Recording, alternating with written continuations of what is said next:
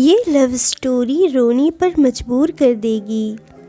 Train चलने को ही थी कि अचानक कोई जाना पहचाना सा चेहरा जर्नल बोगी में आ गया। मैं अकेली सफ़र पर थी। सब अजनबी चेहरे थे। स्लीपर का टिकट नहीं मिली तो जनरल डब्बे में ही बैठना पड़ा। मगर यहाँ ऐसी हालत में उस शख्स से मिलना ज़िंदगी के लिए एक संजीवनी के समान था। ज़िंदगी भी कमबख्त कभी कभी अजीब से मोड़ पर ले आती है। ऐसे हालातों से सामना करवा देती है जिसकी कल्पना तो क्या कभी ख्याल भी नहीं कर सकते। वो आया और मेरे पास ही खाली जगह पर बैठ गया। ना मेरी तरफ देखा, ना पहचानने की कोशिश की। कुछ इंच की दूरी पर बनाकर चुपचाप पास आकर बैठ गया। बाहर सावन की रिमझिम लगी थी, इस कारण वो कुछ भीग गया था। मैंने कनखियों से नज़र बचाकर उसे देखा। उम्र के इस मोड़ पर भी कमबख्त वैसा का वैसा ही था। हाँ, कुछ भारी हो गया था मगर इतना ज़्यादा भी नहीं। फिर उसने जेब से चश्मा निकाला और मोबाइल में लग गया। चश्मा देखकर मुझे कुछ आश्चर्य हुआ। उम्र का यही एक निशान उस पर नज़र आया था कि आँखों में चश्मा चढ़ गया था। चेहरे पर और सर पर मैंने सफ़ेद बाल खोजने की कोशिश की मगर मुझे नहीं दिखे। मैंने जल्दी से सर पर साड़ी का पल्लू डाल लिया। बालों को ड्राई किए काफ़ी दिन हो गए थे मुझे। ज़्यादा तो नहीं थे सफ़ेद बाल मेरे सर पे, मगर इतने ज़रूर थे कि गौर से देखो तो नज़र आ जाए। मैं उठकर बाथरूम गई। हैंड बैग से फेस वॉश निकाला, चेहरे को ढंग से धोया। फिर शीशे में चेहरे को गौर से देखा। पसंद तो नहीं आया मगर अजीब सा मुंह बनाकर मैंने शीशा वापस बैग में डाला और वापस अपनी जगह पर आ गई। मगर वो साहब तो खिड़की की तरफ से मेरा बैग सरकाकर खुद खिड़की के पास बैठ गए थे। मुझे पूरी तरह देखा भी नहीं, बस बिना देखे ही कहा सॉरी।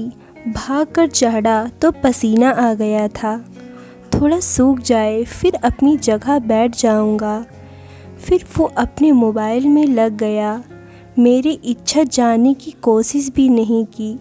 उसकी यही बात हमेशा मुझे बुरी लगती थी। फिर भी ना जाने उसमें ऐसा क्या था कि आज तक मैंने उसे नहीं भुलाया। एक वो था कि 10 सालों में ही भूल गया। मैंने सोचा शायद अभी तक गौर नहीं किया, पहचान लेगा। थोड़ी मोटी हो गई हूँ शायद इसलिए नहीं पहचाना। मैं उदास हो गई। जिस शख्स को जीवन में कभी भुला ही नहीं पाई उसको मेरा चेहरा ही याद नहीं। माना कि ये औरतों को, लड़कियों को तोड़ने की इसकी आदत नहीं, मगर पहचाने भी नहीं। शादीशुदा है, मैं भी शादीशुदा हूँ, जानती थी इसके साथ रहना मुश्किल है, मगर इसका मतलब ये तो नहीं कि अपने ख्यालों को, अपने सपनों को जीना छोड़ दूँ। एक तमन्ना थी कि कुछ पल खुल के उसके साथ गुजारूँ। माहौल दोस्ताना ही हो मगर हो तो सही। आज वही शख्स पास बैठा था जिसे स्कूल टाइम से मैंने दिल में बसा रखा था। सोशल मीडिया पर उसके सारे अकाउंट चोरी छुपे देखा करती थी। उसकी हर कविता, हर शायरी में खुद को खोजा करती थी। वो तो आज पहचान ही नहीं रहा। माना कि हम लोगों में कभी प्यार की पीगे नहीं चली, ना कभी इजहार हुआ। हाँ, वो हमेशा मेरी केयर करता था और मैं उसकी केयर करती थी। कॉलेज छूटा तो मेरी शादी हो गई और वो फौज में चला गया। फिर उसकी शादी हुई। जब भी गांव गई उसकी सारी खबर ले आती थी। बस ऐसे ही ज़िंदगी गुज़र गई। आधे घंटे से ऊपर हो गया। वो आराम से खिड़की के पास बैठा मोबाइल में लगा था। देखना तो दूर, चेहरा भी ऊपर नहीं किया। मैं कभी मोबाइल में देखती, कभी उसकी तरफ सोशल मीडिया पर उसके अकाउंट खोलकर देखें, तस्वीर मिलाई। वही था, पक्का वही, कोई शक नहीं था।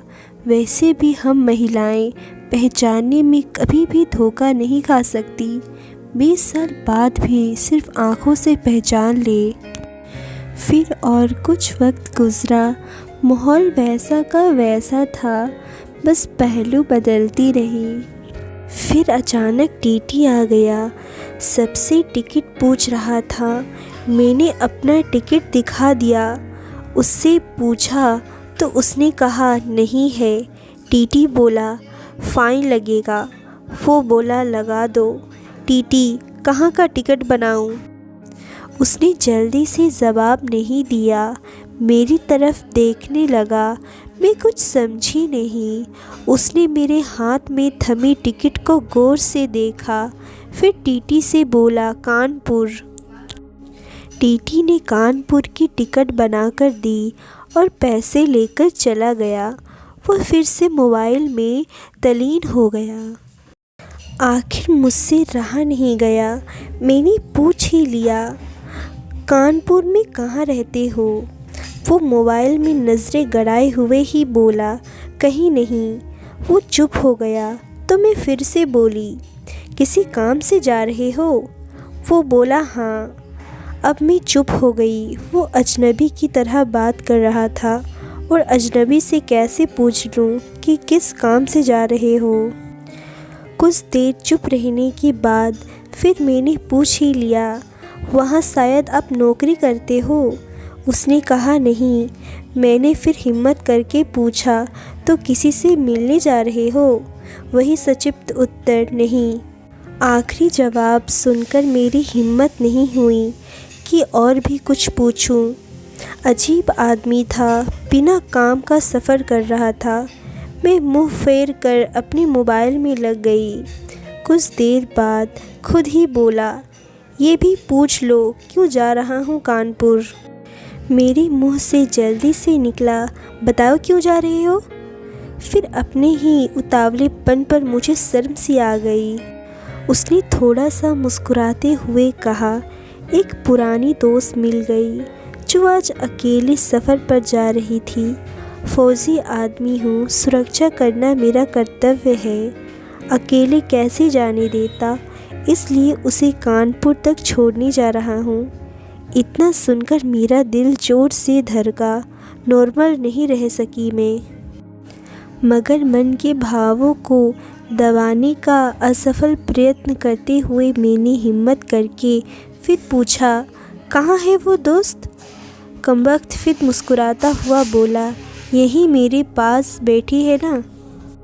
इतना सुनकर मेरे सब कुछ समझ में आ गया कि क्यों उसने टिकट नहीं लिया, क्योंकि उसे तो पता ही नहीं था कि मैं कहाँ जा रही हूँ।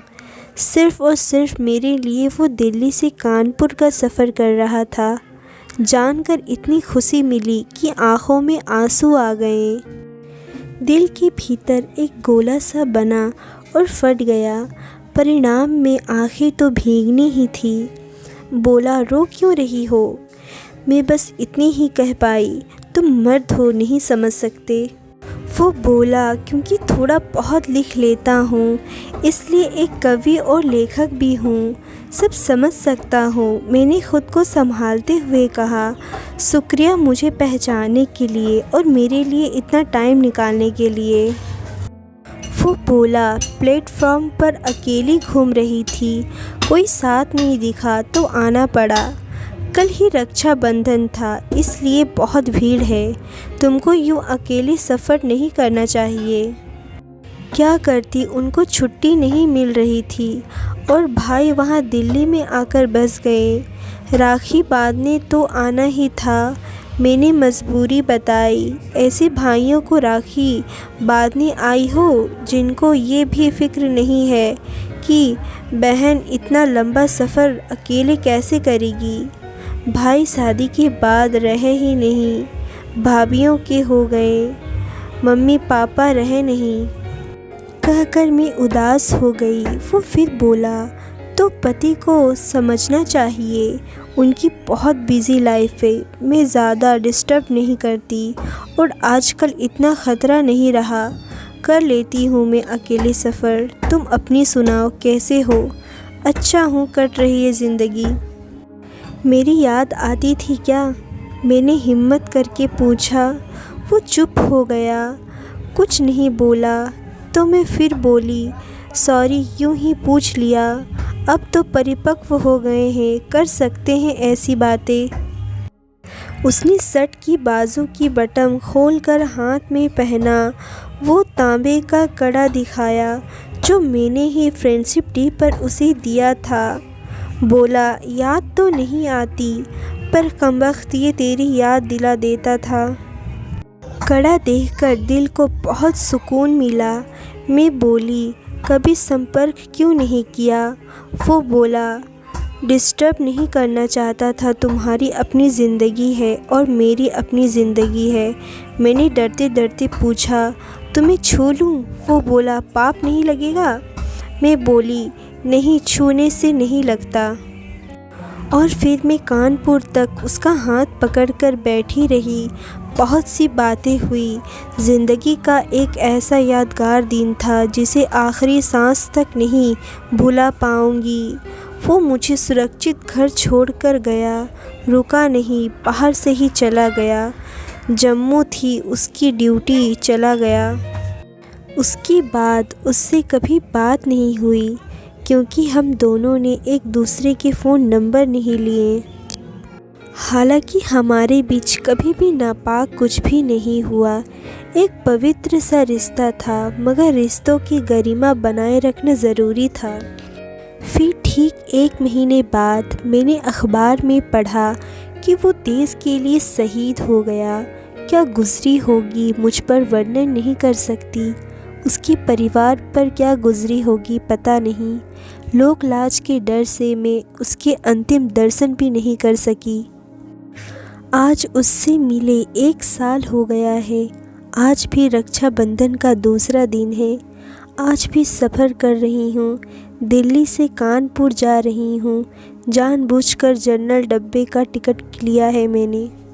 अकेली हूँ, ना जाने दिल क्यों आस पाले बैठा है कि आज फिर आएगा और पसीना सुखाने के लिए उसी खिड़की के पास बैठेगा। एक सफ़र वो था जिसमें कोई हमसफ़र था। एक सफ़र आज है जिसमें उसकी यादें हमसफ़र है। बाकी ज़िंदगी का सफ़र जारी है। देखते हैं कौन मिलता है, कौन साथ छोड़ता है।